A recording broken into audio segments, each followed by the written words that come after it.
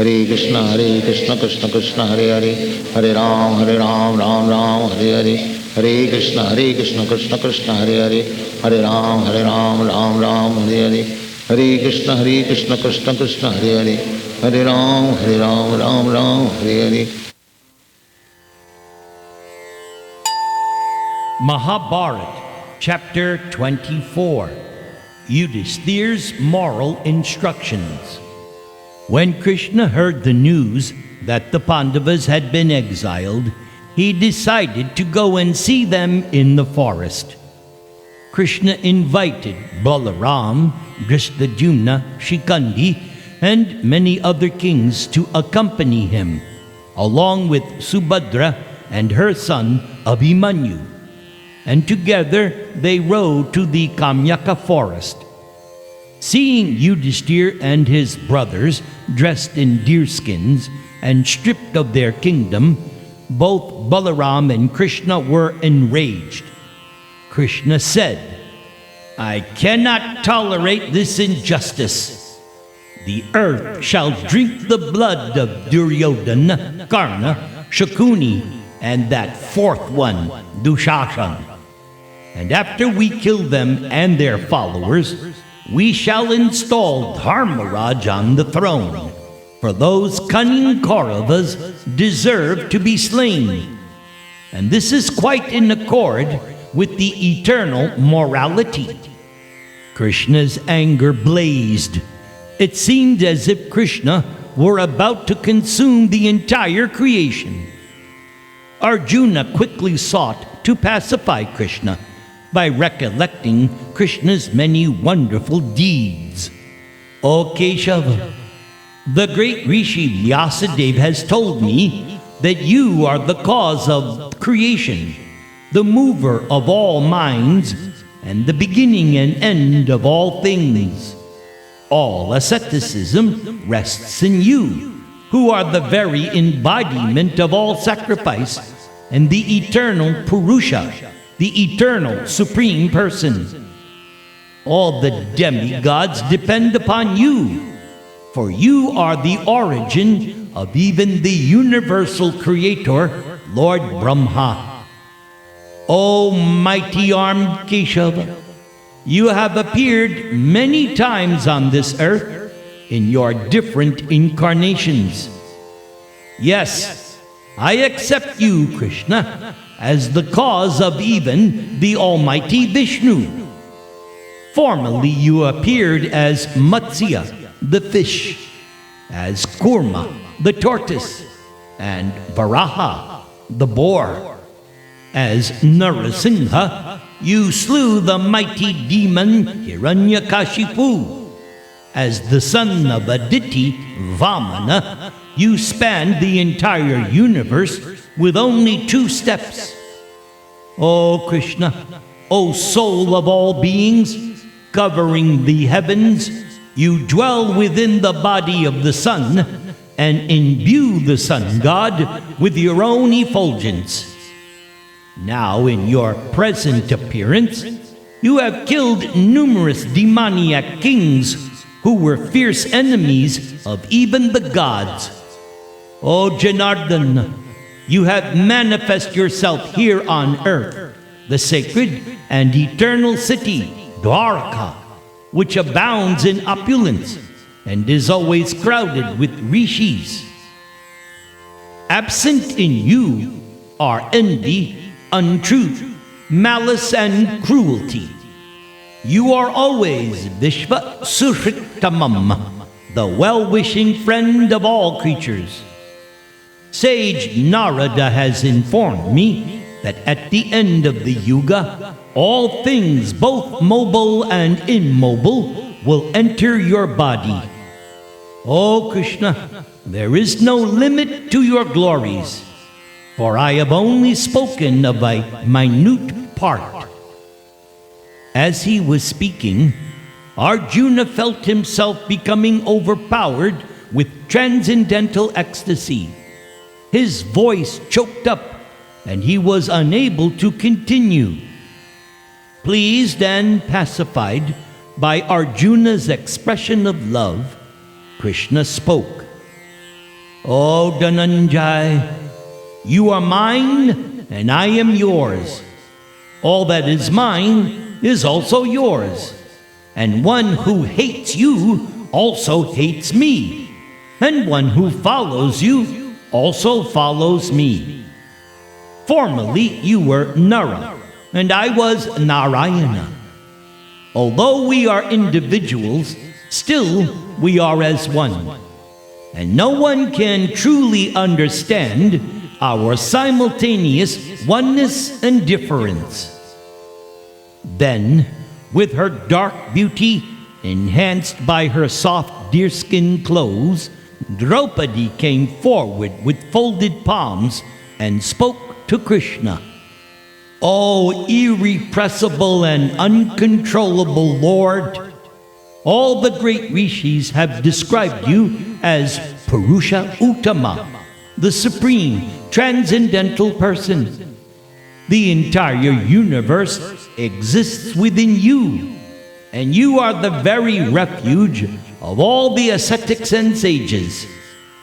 Just as children sport with their toys, so you also sport with the celestials. Those seeking your protection are never overcome by calamity.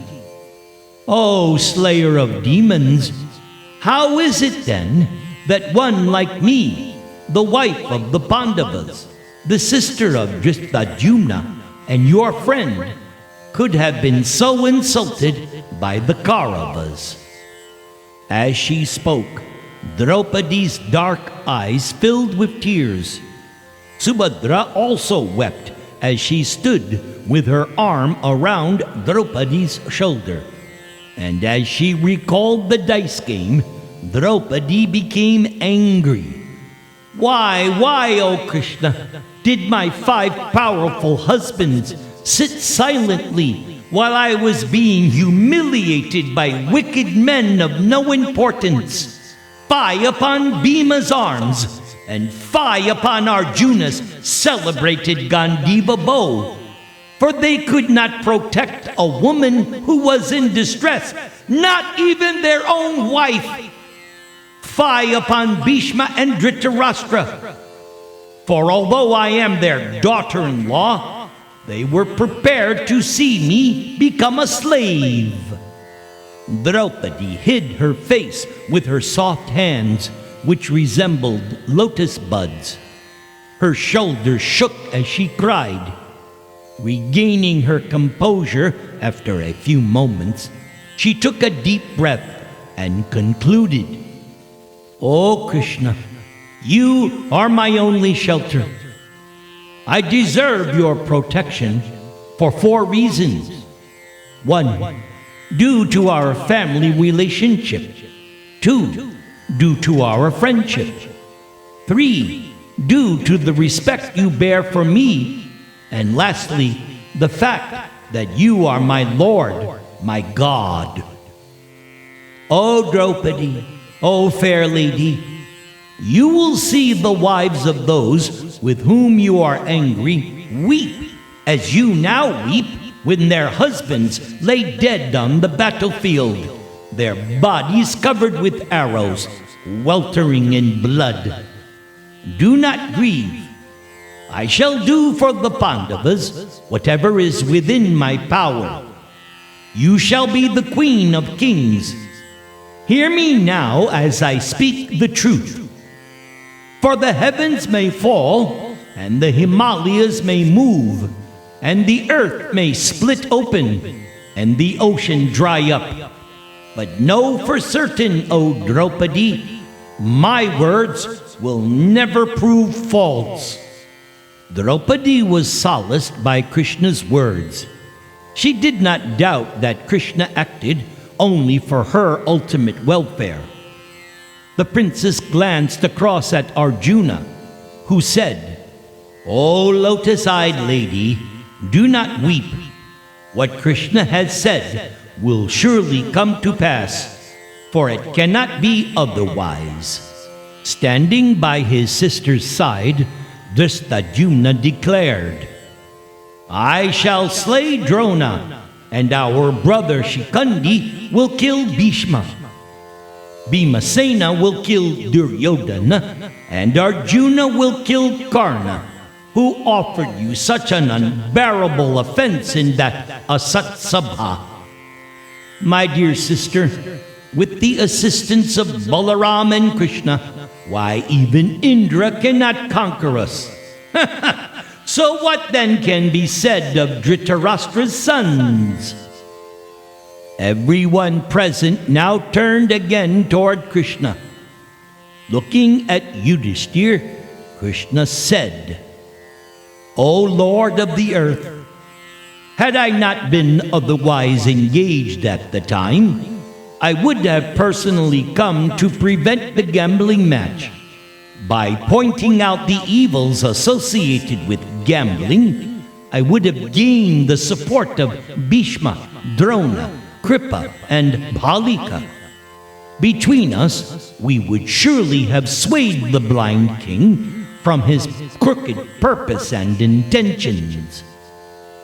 The Brahmins present gathered around to hear Krishna speak, and Krishna glanced at them with affection.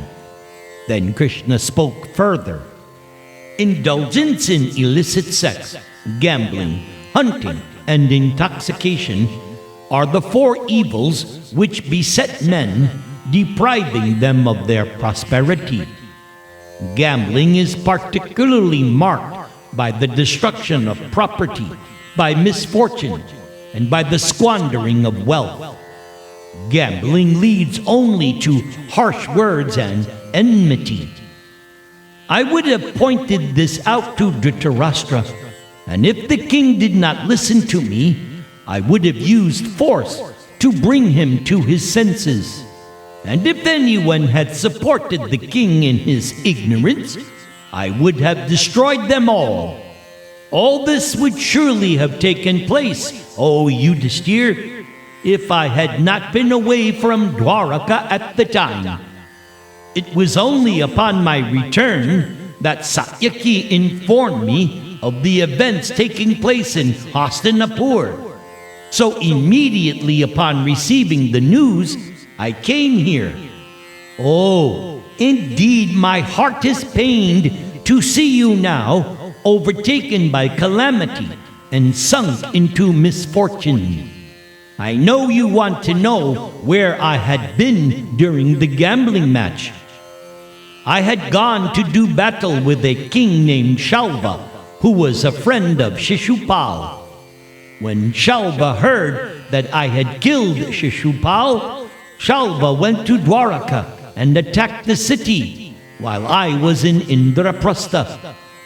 Shalva owned a great airship which resembled a flying city. He had received this wonderful airship as a gift from Lord Mahadev, Shiva. In battle, Shalva used it as a base from which to attack his foes. Raining down weapons of every kind, Shalva challenged me, not realizing that I was absent from Dwaraka. After wreaking havoc in Dwaraka, Shalva returned to his own city. So after returning to Dwaraka and hearing of Shalva's attack, I had gone personally to fight Shalva. A terrible battle then ensued. Shalva had acquired great mystic power through his performance of asceticism. And while Shalva was fighting with me, he created an illusion, seemingly killing my father Vasudev right there on the battlefield. By his mystic power, Shalva also rained down showers of arrows, clubs, winged darts, lances, thunderbolts, bullets, rockets, swords, axes, and all other kinds of weapons. In the end, I killed Shalva and destroyed his airship with my Sudarshana Chakra. So you see, Yudhishthira, that is why I was unable to come to Hastinapur. The dice match took place just after I had slain Shalva and was engaged in restoring Dwaraka back to its former condition. But if I had come, Duryodhana would not now be alive, and the gambling match would never have taken place. What can I do now? After all, it is difficult to stem the tide when the dam is broken. Then Krishna stood up to leave. He could do nothing for the Pandavas until the end of the 13 years. He knew that Yudhishthira and his brothers were too virtuous to break their word. They would doubtlessly remain in the forest for the full period. Krishna therefore told them that he would return to see them at the end of their exile. And if Duryodhana did not return their kingdom, Krishna knew there would be a battle in which Duryodhana and his followers would all be annihilated. The Pandavas bade Krishna and his party farewell, and Arjuna especially bid an affectionate goodbye to his wife Subhadra and their young son Abhimanyu. Closely followed by Drishtadyumna and the other monarchs, Krishna left the forest on his golden chariot, which shone like the sun. As the thunderous sound of the chariot wheels died away into the distance, Yudhishthira ordered his brothers to make ready for their own departure. Yudhishthira wanted to enter more deeply into the Kamyaka forest and find a suitable place where they might spend their exile. Still accompanied by hundreds of Brahmanas, the brothers made their way into the forest. After some time, they came to a great lake named Dwaitavan. Swans, chakravarkas, and other graceful birds swam in its waters, and the edges of the lake were crowded with red, blue, and white lotuses, which were so fragrant that the air was heavy with their perfume. Numerous fruit trees loaded with golden fruits grew all around the lake. Peacocks, chakoras, cuckoos, and other birds, all singing beautiful songs, played in the trees. The brothers also saw many siddhas and charanas sporting in the woods and on the lakeshore, and numberless rishis sitting motionless at the edge of the water, their minds fixed on the supreme Brahman. Yudhishthira was delighted. The area was beautiful. They would live here. The brothers rested beneath a large banyan tree, looking like 5 great elephants sitting by the side of a mountain. Daumya then performed sacred rituals to sanctify the place where they would build their cottages, and then they began construction. Living in that forest, the Pandavas resembled a number of Indras amid the celestials. They served the rishis and brahmanas, offering them excellent fruits and roots. Daumya and other priests would perform daily sacrificial rites in honor of the gods and the ancestors of the Pandavas. Constantly they thought of Krishna, passing their time hearing the Brahmanas recite Vedic texts.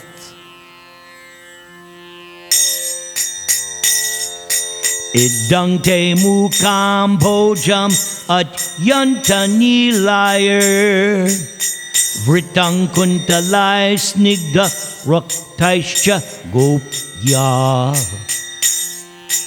Muhus chumbitang bimba raktadarang me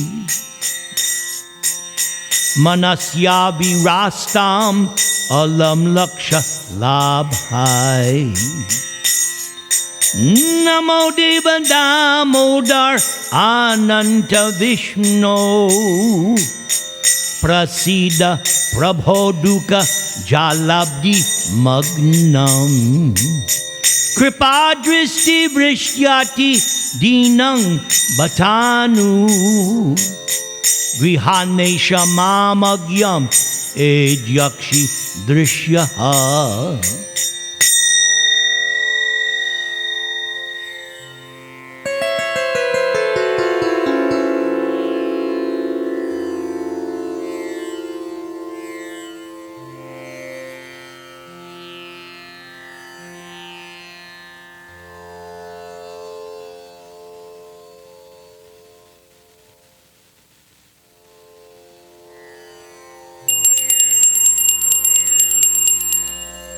Soon after their arrival at Dwaitavan, the ageless rishi Markandeya visited the Pandavas. It was said that Markandeya had lived since the dawn of creation and knew of everything which had occurred in the history of the universe. Markandeya greeted the Pandavas with affection and accepted their worship. The rishi, whose body was effulgent with spiritual light, and who appeared to be a youth of 16 years, smiled to see them. They reminded him of Lord Ram and Lakshman, who had also been exiled to the forest hundreds of thousands of years previously, and the sage had also visited them. Since arriving in the forest, Yudhishthira had felt grief because what he had caused, and it was beginning to engulf him. Seeing the smiling Markandeya, Yudhishthira inquired, "O illustrious one, all these ascetics here are sorry to see our plight. So how is it that you alone smile with delight?" "O my child, I am not delighted. Rather, I am simply amazed at how much your situation resembles the life of Dasharatha's son, Ram. He too suffered due to his unfailing truthfulness, and he too lived in the forest, exiled for some years. I remember seeing him thousands of years ago, wandering Mount Rishyamukha with his bow. And like you, Ram was high-minded and innocent. And also like you, Ram lived in the forest out of filial obedience to his father. This is why I am smiling. For no matter how powerful each of us may be, we cannot avoid the calamities which arrive through almighty destiny. No one should therefore ever act unrighteously, thinking, I am all-powerful. Let me assure you, O king, that like Lord Ram, you too will regain your kingdom from the Kauravas when the period of exile is over. And I promise to come again while you are in the forest, heading to the north. While the Pandavas dwelt at Dwaitavan, the air was constantly filled with the sounds of Vedic recitations. The entire region was as holy as the abode of Lord Brahma.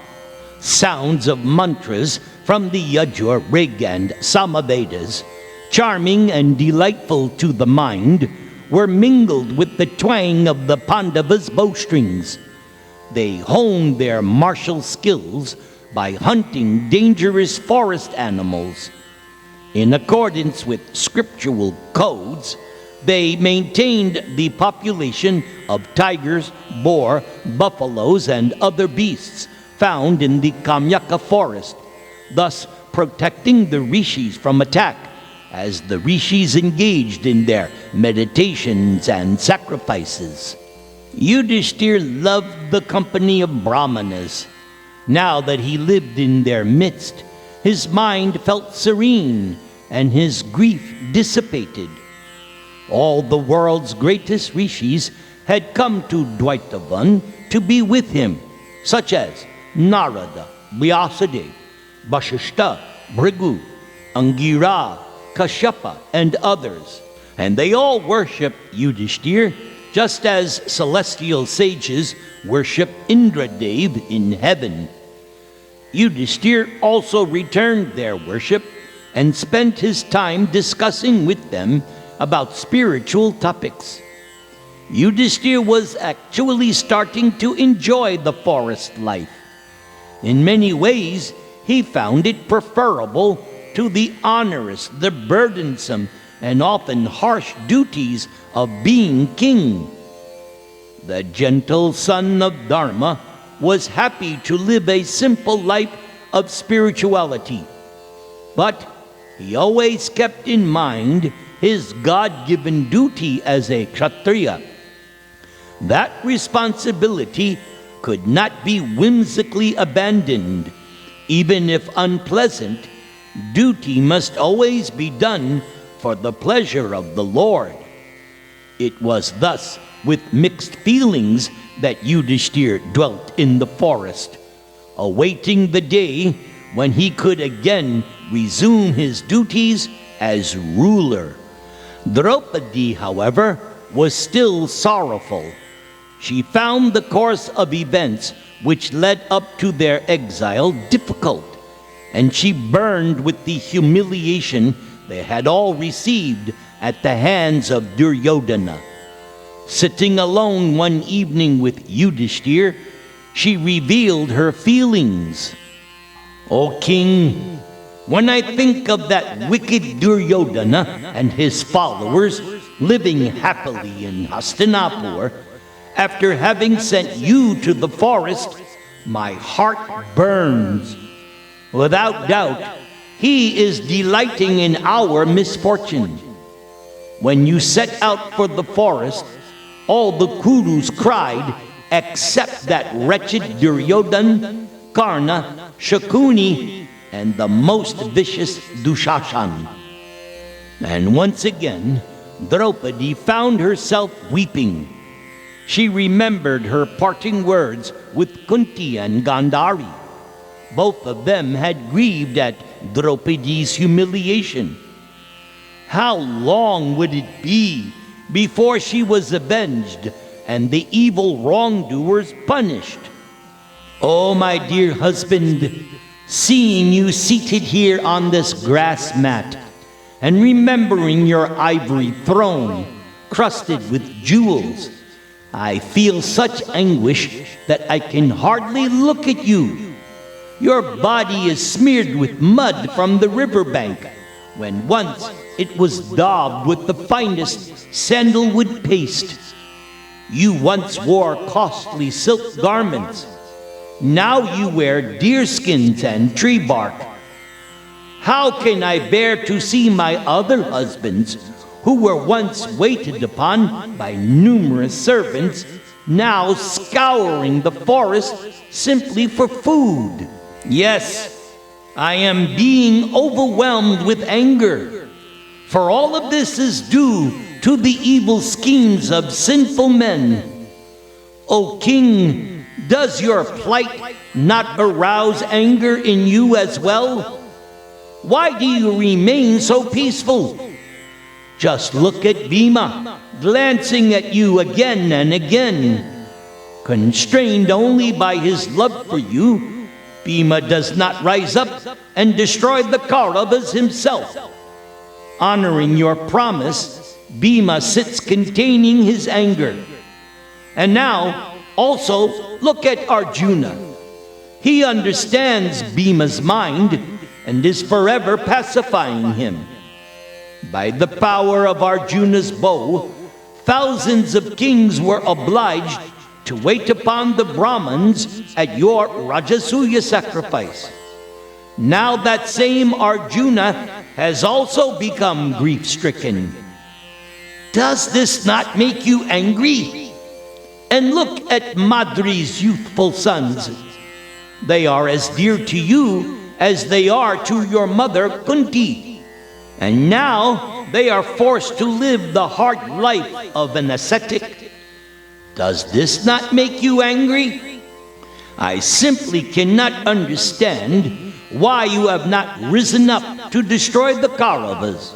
Surely, after all that has happened, such a response would be in accord with morality. Is your discrimination failing? It is always appropriate for a Kshatriya to show anger when a sin is committed, and sin has surely been committed by the Kauravas. How can you sit here as if you forgive them? If a king cannot distinguish between the time to be angry and the time to forgive, then he is lost. And I also know Scripture. Scripture states that Duryodhana and his brothers deserve to be punished. Scripture states that the humble and ever-forgiving person is always neglected, while he who is powerful and assails others at the proper time is respected as a king. Yudhishthira looked with compassion upon Draupadi. His wife had suffered so much, and if anything stirred Yudhishthira's heart, it was her suffering, for which he felt he had been the cause. Yes, his heart still burned when he thought of how she was dragged into the assembly hall. The pain of that moment would stay with him for the rest of his life. But this was not the time to make war. Draupadi could not understand the entire situation, so Yudhishthira replied gently, "O intelligent lady, through anger we may sometimes gain wealth, but anger ultimately destroys mankind. Real prosperity crowns one who conquers anger, and conversely brings adversity to he who anger controls. Anger is the root of all destruction. The angry man commits sin blindly. The angry man will kill even his preceptor and insult his elders. Such an angry man cannot distinguish between right and wrong. There is nothing an angry man might not say or do, even to the point of sending his own self to the abode of death. And knowing this, I will not indulge in anger. Rather, I will strive to control my anger, my dear Draupadi." Draupadi listened respectfully. She knew her husband's grasp of religion and morality was unsurpassed. Yudhishthira was capable of instructing even the gods. Sitting on a simple mat of kusha grass, the king continued speaking to his wife. When a weak man is oppressed by one more powerful, he should not display anger, lest he bring about his own destruction. And there are no blessed regions in the hereafter for those who destroy themselves. Thus, the weak should always control their anger, for only fools praise anger, considering it equivalent to energy, while on the other hand, the wise keep anger at a distance. The man consumed by anger does not easily acquire generosity, dignity, courage, skill, or the other attributes possessed by men of character. Thus, the wise considers someone to be of character who restrains wrath. The pious always praise such a man because they understand that the forgiving man is always victorious. One who represses anger, even when antagonized, rejoices in the next world. For this it is said that a wise man, whether strong or weak, and even if in difficulty, should always forgive one's persecutor. By this time, Yudhishthira's brothers had gathered and were listening. Yudhishthira went on describing the glories of forgiveness. Consider this: if there were not persons in this world who exercised forgiveness, then chaos would soon prevail. If kings and other superiors give way to anger, then the distressed people would quickly meet with ruin. If inferiors do not tolerate the admonishments of their superiors, then sin will take root and destroy mankind. Now I shall cite to you the verse spoken in ancient times by the great Rishi Kashyapa. Forgiveness is virtue, forgiveness is sacrifice, and forgiveness is the Vedas. Forgiveness is purity and penance. Forgiveness is truth, piety, religion, and the holy Narayana himself. Through forgiveness, the entire universe is sustained, and by practicing forgiveness, a man can attain to everlasting regions of bliss. The most powerful Brahmana, Jamadagni, in ancient times, told his son Parashuram that Brahmins have become worshipable for people in general because of their quality of forgiveness. And it is also because of this quality of forgiveness that Lord Brahma, the supreme spiritual master of the entire universe, has achieved his post. The duty of a Brahmana is to culture the quality of forgiveness, which is illuminating like the sun. Lord Hari, the Supreme Personality of Godhead, is pleased with those who are forgiving. O Draupadi, how then can I renounce forgiveness, in which is established spirituality, truth, wisdom, and all the three worlds? Both this world and the next belong to the forgiving person. Therefore, forgiveness is considered the highest virtue. Try to understand this fact. Bhishma, Drona, Vidura, Kripa, and the other Kuru elders desire peace. Vyasadeva and the other rishis also highly praise peace, O Panchali. Therefore, let us first try for a peaceful settlement. If Dhritarashtra yields to temptation and does not return our kingdom, then the entire Bharata race will be destroyed. But let me not be the cause, O princess. Forgiveness and humility, both of which are unknown to Duryodhana, are the qualities of the self-controlled. They constitute eternal virtue. I shall therefore adopt them. But Draupadi was still doubtful. If virtue conferred victory and success on someone, then how could Yudhishthira have undergone such a calamity? He had never strayed from virtue at any time. Even during the gambling match, Yudhishthira acted only with virtuous intentions. But now he was cast into misfortune, while the sinful Duryodhana enjoyed prosperity. It seems to me, O king, that although you always protect virtue, virtue has not protected you.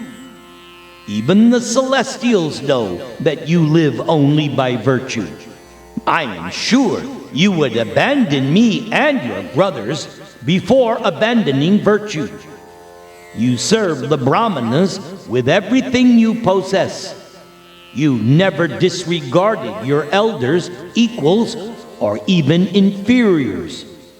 Although you conquered the earth, you did not become proud, and you have performed great sacrifices and given unlimited charity. Why, even now, while living a life of hardship in this forest, your virtue has suffered no diminishment. And despite all of this, still your intelligence was perverted by destiny, and you gambled everything away, your wealth, kingdom, brothers, even me. How could one like you, who are simple, gentle, modest, liberal, and truthful, be drawn to gambling? Gambling is a vice. I just cannot understand how this is possible. Although Draupadi understood that everything was under the control of the Supreme Lord, she felt her faith challenged by Yudhishthira's seemingly inexplicable situation. O king, surely all creatures are made to act by the will of God, even as a puppet is moved by its controller. No one can pass a moment completely independent. God ordains our happiness and distress in accord with the results of our past actions. Everyone depends upon God. God brings us together and uses us as instruments to fulfill each other's karma. It thus seems to me that it is God who has brought about your calamity. But how has God sanctioned such injustice, which is so contrary to the ways of virtue and truth? And if God is not to blame, then it means that the eternal controlling principle ultimately has the most power. If actions are not bound with God-given consequences, then I lament for those who are not powerful. Yudhishthira could understand that Draupadi was bewildered by grief and sorrow. O gentle lady born from sacrifice, although your speech is sweet and well articulated, it is actually atheistic. No one should ever perform virtue with a desire to gain its fruits. Such a sinful trader of virtue will never reap the results. I practice virtue only because I desire to follow the Vedas and satisfy God Himself. The Vedas state that one who doubts virtue is destined to be born among the brutish animals. One who doubts religion, virtue, and the words of the rishis is excluded from the regions of immortality and bliss. Such a person is considered lower than a thief. Up until this point, Draupadi had been looking at Yudhishthira directly face to face, but now she bowed her head. O thin-waisted lady, you have seen with your own eyes the results of virtue in such immortal sages as Markandeya, Vyasdev, Maitreya, and the celestial sage Narada. All these shining and ever blissful rishis describe virtue as the foremost duty. If the pieties practiced by the virtuous bore no fruits, then this world would long ago have been covered by darkness. No one would have pursued liberation, nor cared to acquire knowledge or even wealth. Thus, all men would have lived just like beasts, and the world would be thrown into utter confusion. The Brahmanas, who had by now also come to hear Yudhishthira's speech, nodded in agreement. Darkness had set in, and fires now burned in the great clearing where they sat. Draupadi could hear the flames crackling, as well as the sounds of crickets, as Yudhishthira went on speaking. Do not doubt virtue just because you do not see its results, O Panchali. Without doubt, the fruits will manifest in due course of time, just as the fruits of sin will also manifest in due course of time. The fruits of true virtue are eternal and indestructible, leading one to the highest regions of happiness. Therefore, never speak ill of God. Try to understand the Supreme Being and His desires. O Draupadi, always bow your head to God, for this will be for your own good. Now, tears fell from Draupadi's eyes. She knew her husband's words were true. Surely God was infallible and always the well-wishing friend of all living beings. But who could understand God? His activities were inscrutable and mysterious. No one can understand the will of God or His plans. The apparent reversal of the virtuous Pandavas, and even that the reversal had seemingly come through Yudhishthira's own inexplicable actions, was totally incomprehensible and quite incredible. Oh, best of men, I accept what you say, for God is certainly bestowing upon all beings the fruits of their own work. Even if some sudden calamity or good fortune befalls us, we must understand it to be the results of some action in a former life. But besides destiny, is there not exertion? A man who does not exert himself will eventually be ruined. I feel you should exert yourself now to recover your kingdom. Even if you fail, at least you will have satisfied everyone that you did all that human endeavor can accomplish. Although the results are not in our hands, still we should perform our duty. The wise always condemn inaction. So why then do you remain inactive?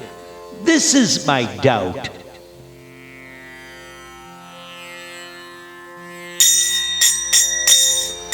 Namo Deva Damodar Ananta Vishnu Prasida Prabhodhuka Jalabdi Magnam Kripa Dristi Vrishyati Dinang Batanu Grihane Shamamagyam Edyakshi Drishyaha Namo Deva Damo Dharananta Vishnu Prasida Prabhodhuka Jalabdi Magnam Kripa Dristi Vrishyati Dinang Batanu Grihane Shamamagyam Edyakshi Drishyaha. Be pleased, Deva, O Divine Lord. Be pleased, Damodar, you whose belly is tied with a rope. Be pleased, Ananta, O limitless Lord. Be pleased, Vishnu, O all-pervading Lord. Be pleased, Prabhu, my master. I bow down to you. But alas, I find myself immersed in a network of miseries while in this material ocean of repeated birth and death. So please accept me and rain down your merciful glance upon this very fallen and ignorant fool. O supremely independent Lord, please become perceptible to my eyes.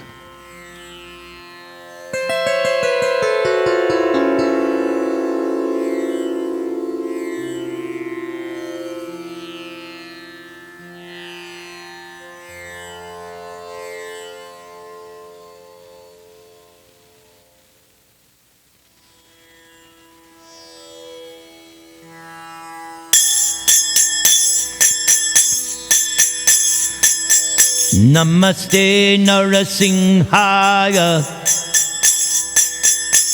Praklada Klada Dayane Hiranya Kashi Purvaksha Shilatankana Kalayi Ito Nrsimha Parato Nrsimho Yato Yato Yamitato Nrsimha Bahi Nrsimho Hrinai Nrsimho Nrsimham Ading Sharanang Prapadye Namaste Narasimhaya Nrsimham Ading Sharanang Prapadye Tabakara Kamala Bare Nakham Adbhuta Sringam Dalita Hiranyakashipu Tanu Bringam Keshavadrita Narahari Rupa Jai Jagadisha Hare Jai Jagadisha Hare Jai Jagadisha Hare Keshavadrita Nrsimha Rupa Jai Jagadisha Hare Jaya Jagadisha Hare Jaya Jagadisha Hare Hare Krishna Krishna Krishna Hare Hare Hare Rama Rama Rama Hare Hare Hari Harayi Namaha